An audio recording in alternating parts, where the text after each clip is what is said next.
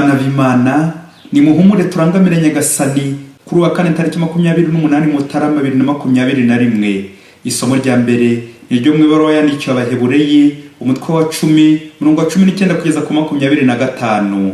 Bavandimwe, dufite ubwizere buhagije bwo kuzataha mu ngoro ntagatifu tubikesheje amaraso ya Kristo yaduhangiye inzira nshya kandi nyabuzima ihunguranye umubambiko ari byo kuvuga umubiri we, tukaba ubu dufite umuhereza bitambo uhebuje uyobora inzu y'Imana.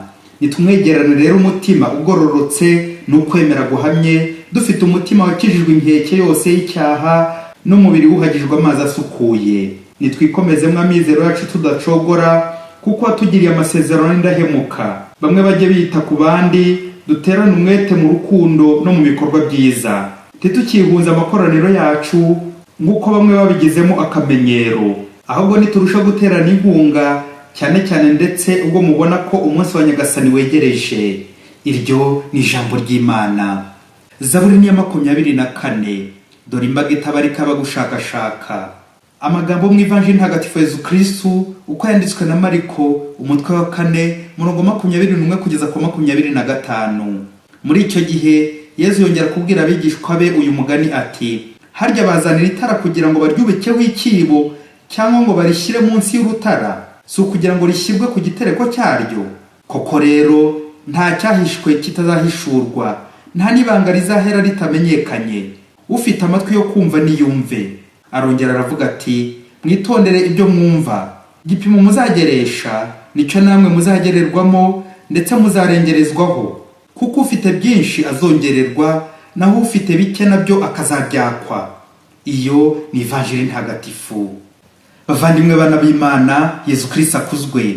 Amasomo y'uyu munsi aradufasha kuzirikana ku ngingo igira iti: nta gihishe kitazahishurwa. Ahasigaye bavandimwe ni ukumenya niba icyo uhishe ari kibi cyangwa ari cyiza.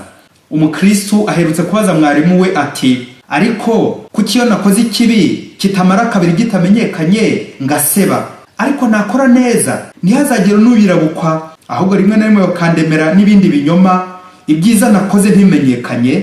Mwarimu ati: burya icyiza nta nduru kigira, ahubwo ikibi kivuza induru ndetse n'urusaku rwinshi, kandi urusaku no kwasasa ni ibya shitani, naho ibanga n'umutuzo ni iby'Imana.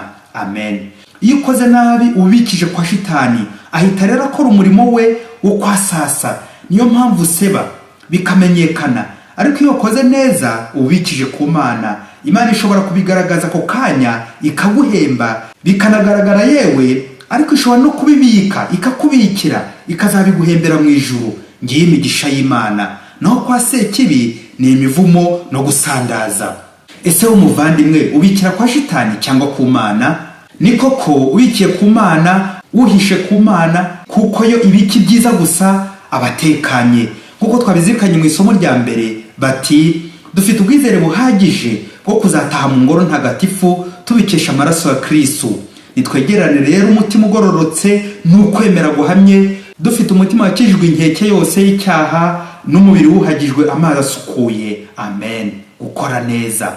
Ese umuvandimwe, aho guhisha icyiza naho guhisha ikibi wahitamo iki? Aho gukora neza mu maso y'abantu ariko uri kwivuruguta mu ngeso mbi z'umwijima, aho batakubona ukabitsa kwa sekibi, nyuma sekibi akazagutamaza kuko nyine nta banga agira. Icyiza ntiwakora duke twineza, bityo Imana akaba ari izajya igaragaza icyiza wakoze ikagishyira ahabona, hanyuma ukabona ukaboneshereza abandi. Mu Ivanjili mu kigereranyo cy'itara rigomba gushyirwa ahabona kugira ngo rimurikire bose, Yezu araburira abigishwa be kwitondera ibyo bahishe.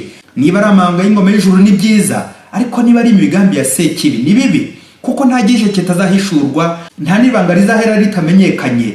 Tukitondera rero ko tugenzereza abandi, kuko icyo gipimisho tugeresha aricyo natwe tuzagererwamo. Amen. Muvandimwe rero, ntukamere nka mukobwa wagiye kwa muganga kubyara, nuko akabwira mugenzi we ati: ntuzigere uvuga ko ntwite, nibanga nkubikije nk'inshuti yanjye. Ye baba we. Ese muvandimwe, wowe mu mabanga ubitse ntayo shitani yakubikije ngo yajugunye nonaha utazajya uhora uzirikiwe ikuzimu?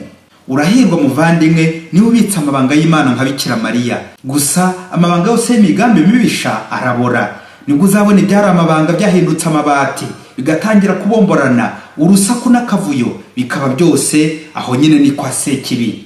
Umunsi umwe hirya kure muri Afurika, umukobwa wigaga muri segonderi yigeze kubyarira iwabo acikiza amashuri. Kugira ngo akomeze kwiga rero kandi azibonera umugabo bitamuruhije, afata wa mwana mwandikaho iwabo sekuru na nyirakuru, uwacu yongera kwigira inkumi asubira ku ishuri. Ageze ku ishuri ahahurira n'undi musore, barakundana nk'abakobwa n'inkumi. Barangije kwiga baza no gushyingirwa, barabana, ntawe uzi icyo undi yasize ku ivuko. Hagati aho umugabo yari afite nawe abana 3 yabyaye ku mpande kandi akabitaho rwihishwa muri wa mutungo wabo bombi. N'umugore nawe akajya yita kuri wa mwana rwihishwa, bose mu mutungo wabo. Ariko bareba uburyo binjiza amafaranga menshi, ariko nta kintu gikomeye bageraho, batangira kwitana ba mwana. Ariko baza kwanzura ko ubwo ari inyatsi bafite mu rugo rwabo, ngo ni ukubaroga, ngo ni ishyari ry'abaturanyi. Umunsi umwe muri icyo gihugu hirya kure muri Afurika nyine, leta iza kuzana politike nziza yo kwita ku bana bose, kuko hari hagaragaye impfu z'abana ku buryo bukabije. Noneho bagashikaza umubyeyi wese ufite umwana kumwiyandikaho, akajya ahembwa miliyoni 3 zitunga umwana ku mwaka. Ubwo ufite benshi agakubirwa by'agatangaza birumvikana. Wa mugore byumvise yatekereza uko n'ubundi asanzwe ariwe wita kuri wa mwana rwihishwa ubi wabo, nuko wa mugore yigira inama ajya kumureba iwabo, amuzaniwe amwereka umugabo. Umugabo nawe ati, ariko kugira ngo tujye duhembwa menshi madame, nanjye narakoze umushinga wo kwiteganyiriza ejo hazaza. Wa mugabo nawe ahamagaza abandi 3 bari batatanye hanze. Ubwo biyongera kuri 5 n'ubundi bari basanzwe bafitanye. Abana bose babikenda n'ababyeyi babo ko ari 2 buzura ikipe ya football. Ubwo bategereje kuzajya bahembwa za miliyoni. Baje rero kugira ibyago, babana bose bamaze kubakoranya, leta ihita ihagarika bwa bushobozi. Nuko leta isaba ababyeyi bose kwita ku bana babo. Baba wese bazabishobora, ariko icy'ingenzi babana baratahuwe, yewe nta gishe kitazahishurwa. Ese mubyeyi, wowe nta bana wahishe hanze birirwa babungera nka mayibobo, kandi ufite imitungo ihagije wanze kubitaho? Umuhanda wabaye impetso y'umwana niwe uzagufasha kubarera. Wowe si wakurekera mu ikanevu byagushimisha? Babyeyi, uburere buruta ubuvuke. Babyeyi, nimureke abana batahe mu nzu, nimubahishure kuko igihe kigeze ngo uburenganzira bw'umwana bwubahirizwe. Umwana ni uwa babiri babyeyi, umugabo n'umugore bagomba kwita ku bana, mukabarera nta kubihirikira kuri umwe. Babagore bagowe bita ku bana bonyine, yewe hari n'abagabo gito babyara nk'inzoka, batabana bakagira n'abana batazi, bahunze inshingano z'urugo, bahisha abana. Tekereza nawe nk'ubu inzara yirirwa kwicira ku muhanda, kandi umubyeyi wawe yirirwa barura inote nyinshi kuko atakuzi, yarakwihishe, yanze kukwemera, nta kwitaho. Muvandimwe, tekereza ku migambi mibisha wagiye ushaka kwishoramo. Tekereza abantu wishe mu mutima wawe, abo wagiye ugambanira, abo wagiye uhigira kugira nabi, ibyo washatse kunyereza byose, abo uri gupanga kuzafata ku ngufu, ibyo wakoze guhishwa bigayitse, yewe biteye n'isoni. Uyu munsi no guhishura byose byereke Yezu. Uzinuka kudasubira inzira y'umwijima, uhore wishimira ko ibyo ubitse ari byo gukiza abandi, biri mu mugambi w'Imana wo gucungura abantu. Muvandimwe, niba hari amabanga ya shitani ubitse, yiyambure, uve mu bucakara bw'icyaha, wigobotora hakiri kare. Imigisha y'Imana igusendere kuko nta gishe kitazahishurwa. Byose byereke Yezu, ntaho umukinze. Padiri Masumbuko Ladislas wa Diocese ya Cyangugu.